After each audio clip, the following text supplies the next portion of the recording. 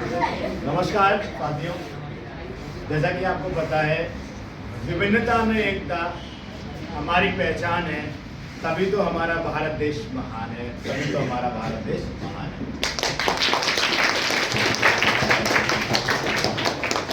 देखिए मेरे बच्चों, सबसे पहले तो सुप्रभात कक्षा 9th। आज कक्षा 9th में हम मनाने जा रहे हैं सद्भाव और संवाद से एकता। सद्भाव और संवाद से एकता यानी कि भाषा किसी भी अभिव्यक्ति का माध्यम है और भाषा कॉमन है। प्रत्येक मानव, यहाँ तक कि कोई भी जानवर भी है, वो भी अपनी भाषा में एक दूसरे के प्रति उद्गार व्यक्त करता है, भाषा व्यक्त करता है, तब वह कम्युनिकेशन की भाषा कहलाती है। तो इसी के साथ ज़्यादा समय ना लेते हुए कक्षा 9 के विद्यार्थियों ने आज के कार्यक्रम को बेहतरीन बनाने के लिए पुरजोर मेहनत की है और इस मेहनत को हम आपके साथ साझा करना चाहते हैं।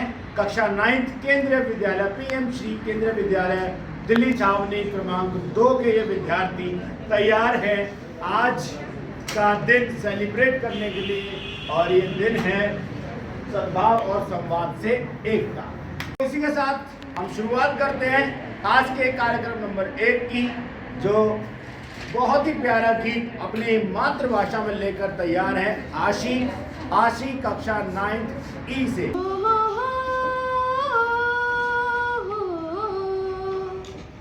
यहाँ जन्म ली सीता मैया हो,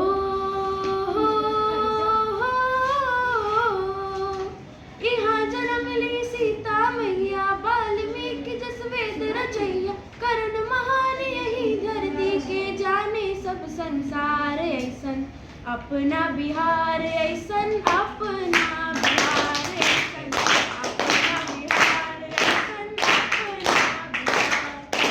यहाँ जन्म ली सीता मैया हो, यहाँ जन्म ली सीता मैया, वाल्मीकि जस वेद रचैया, करण महान यही धरती के, जाने सब संसार ऐसन अपना बिहार, ऐसन अपना बिहार, ऐसन अपना बिहार, ऐसन अपना बिहार।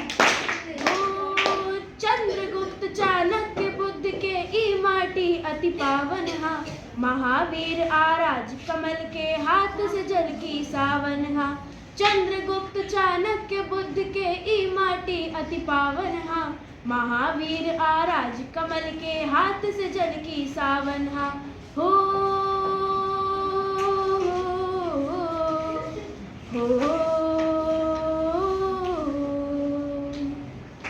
ई माटी के शान बढ़ले,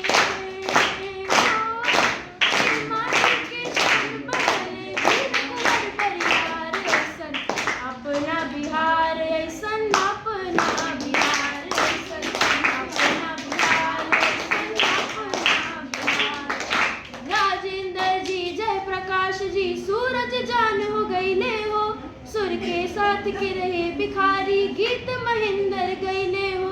राजेंद्र जी जय प्रकाश जी सूरज जान हो गईले हो, सुर के साथ के रहे भिखारी, गीत महेंद्र गईले हो, गीत महेंद्र गईले हो।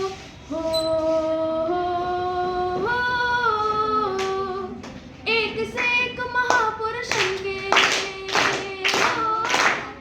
से एक महापुरुषन के, यहाँ भइल अवतार, ऐसन अपना बिहार, ऐसन अपना बिहार, ऐसन अपना बिहार, ऐसन अपना बिहार।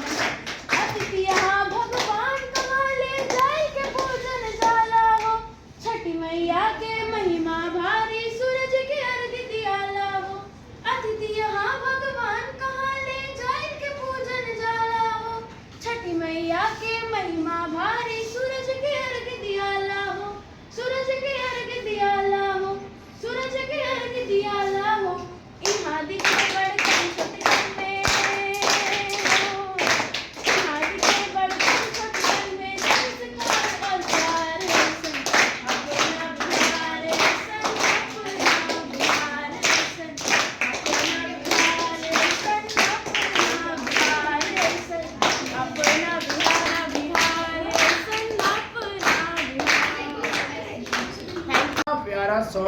बहुत कम सुनने को मिलता है हमें किसी क्लास में। इतनी प्यारी आवाज़ और वाकई में ही सद्भाव और समाज से एकता का जो मैसेज है जो इस गीत में छुपा है वो वाकई में ज़बरदस्त छुपा है। इन्होंने इतने सारे नाम लिए, बुद्ध जी का नाम लिया, महावीर जी का नाम लिया, उसके बाद हम आए तो राजेंद्र प्रसाद जो हमारे भारत के प्रथम राष्ट्रपति बने और इतना बेहतरीन उन्होंने अपने गीत में पिरोया है। और वो वाकई में बिहार एक महान, भारत की महान धरती पर बिहार का अपना एक अस्तित्व अलग है और इस अस्तित्व को हमारे सम्मुख गीत में पिरो कर अपने सुर में, ताल में, आशी में जो पंक्तिबद्ध किया वो वाकई में ही काबिल तारीफ के काबिल था। जोरदार तालियों से एक बार मनोबल बढ़ाया जाए। बहुत ही प्यारा क्लास 9th में सिलसिला शुरू हो गया कार्यक्रमों का और कार्यक्रम एक हो गया है गीत का। अब दूसरा मैं मंच पर आमंत्रित करना चाहता हूँ ध्रुव को जो आएंगे और हमें बताएंगे इस दिन की इम्पोर्टेंस, भाषा की इम्पोर्टेंस। ध्रुव कक्षा 9th की। सुप्रभात सभी को। मैं ध्रुव कुमार कक्षा 9वीं का छात्र आप सभी के समक्ष भाषा और साहित्य के माध्यम से भारत में जो एकता है उस पर अपने विचार प्रस्तुत करना चाहता हूँ। पहले, निज भाषा उन्नति है सब उन्नति को मूल, बिन निज भाषा ज्ञान के मिटे न हिये को शूल। ये महान साहित्यकार भारतेंदु हरिश्चंद्र जी के द्वारा कहा गया है। भाषा संस्कृति की संवाहिका होती है। भाषा का तात्पर्य मात्र ध्वनियों, शब्द भंडार की व्यवस्था या अक्षर ही नहीं होता, अपितु भाषा अपने साथ अनेक विचार भी लाती है, दुनिया को देखने का एक दृष्टिकोण प्रदान करती है। साहित्य को समाज का दर्पण कहा गया है। उसी समाज, जाति अथवा राष्ट्र को उन्नत समझा जाता है जिसका साहित्य उच्च कोटि का होगा। यदि देश में अनेक जन भाषाएं हैं तो देश में एक केंद्रीय भाषा हिंदी भी है, जो समुद्रों के पार से आई हुई भाषा नहीं है, अपितु भारतीय भाषाओं से मिली हुई एक ऐतिहासिक और भौगोलिक दृष्टि से यहाँ की भारतीय भाषाओं की सखी और सहेली है और भारत की एकता की श्रृंखला है। समूचे विश्व को वसुधैव कुटुंबकम का पाठ पढ़ाने वाले भारत ने नवीन परिवर्तनों को अपने अंदर आत्मसात कर लिया है।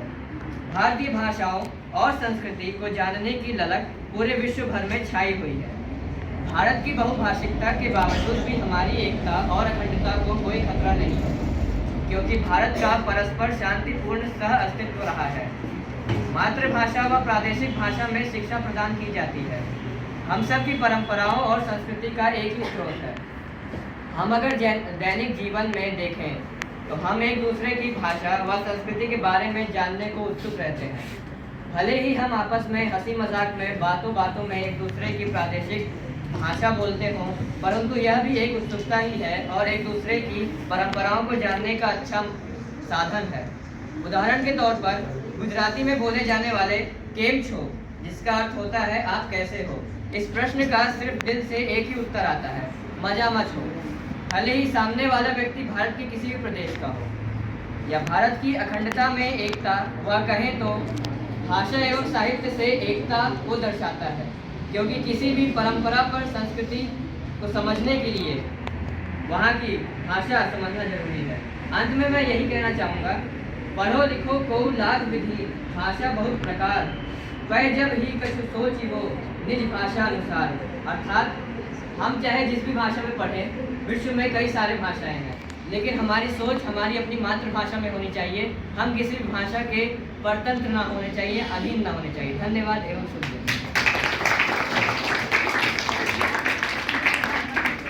भाषण अभी हमने सुना ध्रुव के द्वारा। एक दो एग्जाम्पल भी उन्होंने दिए। केम छो, जोर से बोलो, केम छो, केमुन आछे, भालो आछे। तो ये कुछ बहुत ही ऐसे बार बार सुनने वाले सेंटेंसेस या वाक्य हैं जो आप सुनते होंगे, तो जिससे कि भारत एक सूत्र में पिरो रहा है और ये भारत की खूबसूरती है। हम एक ही कक्षा में बैठे विद्यार्थी विभिन्न राज्यों से हैं, कुछ विद्यार्थी बिहार से हैं, कुछ साउथ इंडिया के तमिलनाडु से हैं, आंध्र प्रदेश से हैं, केरला से भी हैं, यहाँ तक कि यूपी से भी हैं और कोलकाता से भी हैं। तो ये बहुत ही अच्छी बात है हमारी कक्षा में, इवन हमारे विद्यालय में देखेंगे तो शायद ही कोई स्टेट बचेगा जहाँ से विद्यार्थी ना हो। ये केंद्रीय विद्यालय संगठन की एक अपनी पहचान है और इस पहचान को बनाए रखने के लिए हम सभी तत्पर हैं। और इसी तत्परता के साथ मैं आगे बुलाना चाहूँगा आनंदिता को, जो कविता गायन के लिए तैयार है। आनंदिता, कक्षा 9E।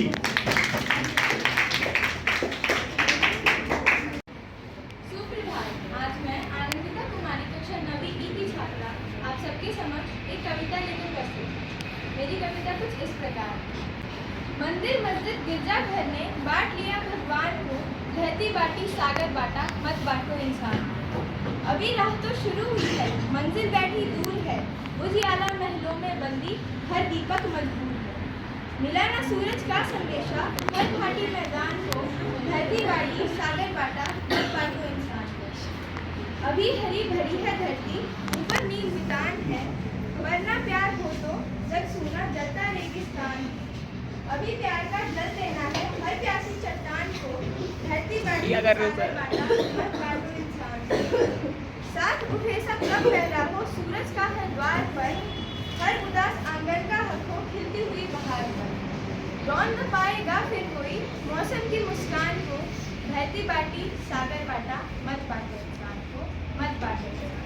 धन्यवाद। जैसा कि आपने सुना, धरती बांटी अंबर बांटा, बांट दिया भगवान को। कितनी प्यारी कविता। इसमें भी एक संदेश छुपा है यूनिटी का, कि बांटने का काम मत कीजिए, एकता का काम कीजिए। और इसी एकता के काम को आगे बढ़ाने के लिए आ रही है डॉली यादव हमारी कक्षा 9E से, जो कि अपना भाषण के माध्यम से हमें बताएंगी कि भाषा कैसे हम सबको एकता के सूत्र में पिरोने के लिए तैयार है। Dolly, Good morning everyone, respected teachers and my dear friends.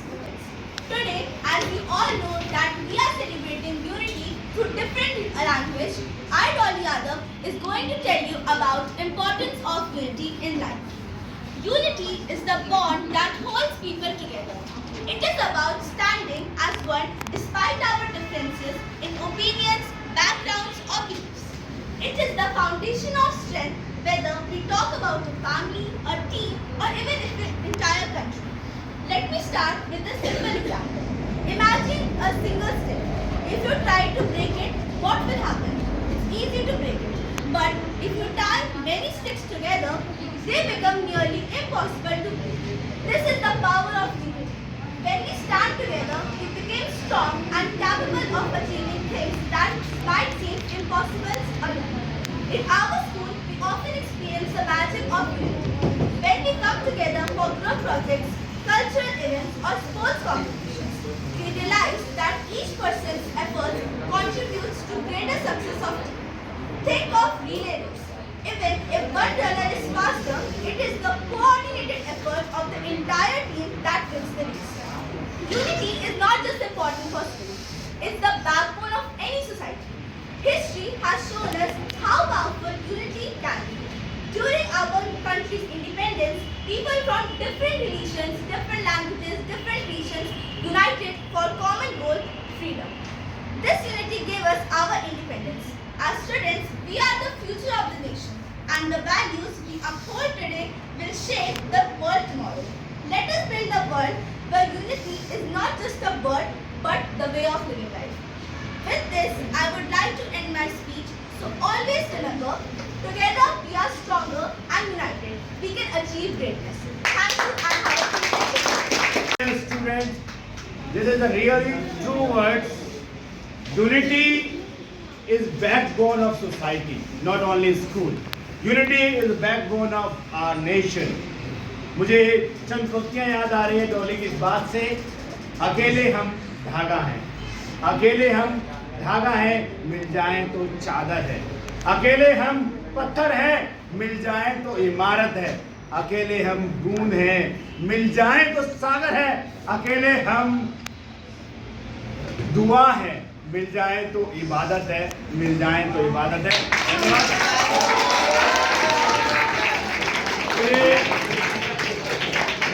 तो वाकई में डॉली ने बहुत ही बेहतरीन स्पीच उन्होंने दी है, जिसमें यूनिटी को बेस बनाकर उन्होंने अपनी स्पीच दी। बहुत बहुत धन्यवाद इसके लिए। इसी के साथ में अगला बच्चा हमारा सोनम को बुलाना चाहूँगा, जो कविता गायन के लिए तैयार है। सोनम। मैं सोनम आज एकता विषय पर कविता लेकर प्रस्तुत हूँ। उम्मीद है कि आपको पसंद आएगी। भिन्न भिन्न फूलों को जब साथ में है पिरोया जाए, भिन्न भिन्न फूलों को जब साथ में है पिरोया जाए, अद्भुत मनोरम माला बन जाए। सही विविधता में ये एकता कहलाए। भिन्न प्रांत है, भिन्न है बोली, भिन्न धर्म के लोग यहाँ, नए नक्श में मुड़े हैं भिन्न, फिर भी एक ही देश कहलाए। देवता है सबके भिन्न, लेकिन पूजा की श्रद्धा है।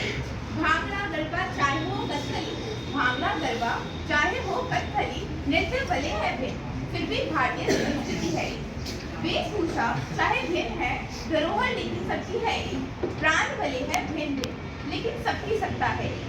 धर्म है भिन्न, त्योहार तो है एक। धर्म है भिन्न, त्योहार तो है एक। संविधान एक, कानून एक, राष्ट्र ध्वज पर गीत है एक। भारतीय सेना के वीर हो या खेल का कोई खिलाड़ी, राष्ट्रीय स्तर पर सब है एक। फिर भी क्यों चक्रव्यूह में है फंसे हुए, फिर भी क्यों चक्रव्यूह में है फंसे हुए, इंसान इंसानियत की दृष्टि से दूर खड़े हुए। हिंदू मुस्लिम या हो सिख ईसाई, हिंदू मुस्लिम या हो सिख ईसाई, क्यों नहीं कहते हैं ये भाई भाई। गीता ग्रंथ या हो कुरान बाइबल, सब में केवल अमर ही सिखलाए। माने हम अपने ग्रंथ को शांति के पथ को अपनाएं, तभी सही मायनों में युद्ध में एकता हमारा देश बन जाए। क्योंकि भिन्नताएं है यहाँ कई, फिर भी देश प्रेम है, फिर भी देश प्रेम है। धन्यवाद। बहुत ही खूब कविता रही सोनम यादव की तरफ से। फिर भी देश प्रेम है, फिर भी देश प्रेम है। दो पंक्तियां मुझे याद आ रही हैं। वो मंदिर के लड्डू भी खाता है, वो मंदिर के लड्डू भी खाता है, मस्जिद की सेवई भी खाता है।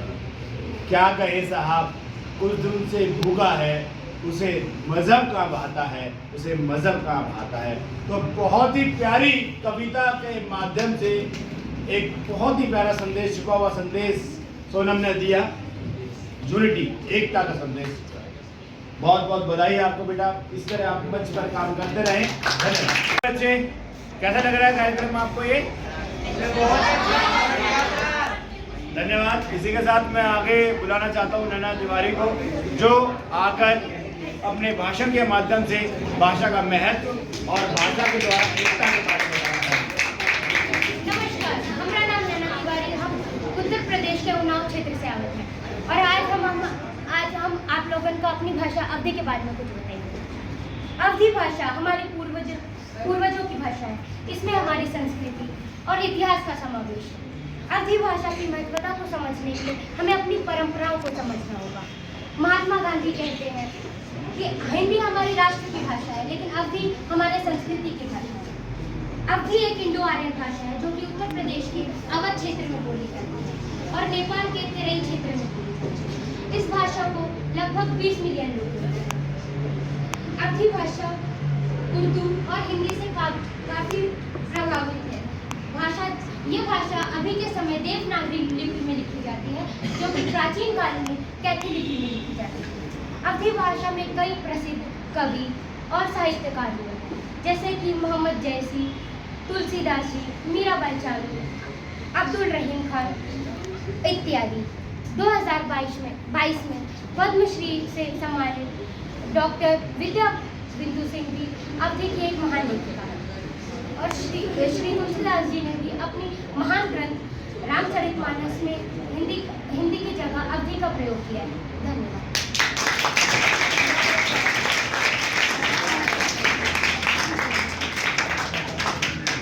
हम भी उत्तर प्रदेश के अलीगढ़ जिले से आवत है। तो जैसा कि आपने अवधी भाषा के इतिहास को जाना नैना के माध्यम से, वाकई में तारीफ के काबिल था। नैना ने हमें बताया किस प्रकार से अवधी को पहले किसी अन्य लिपि में लिखा जाता था और अब उसे देवनागरी लिपि में लिखा जाता है। तो इन्हीं शब्दों के साथ मैं अब बुलाना चाहता हूँ अगले गीतकार, अगले कविता के गायक शौर्यदीप सिंह को आए। और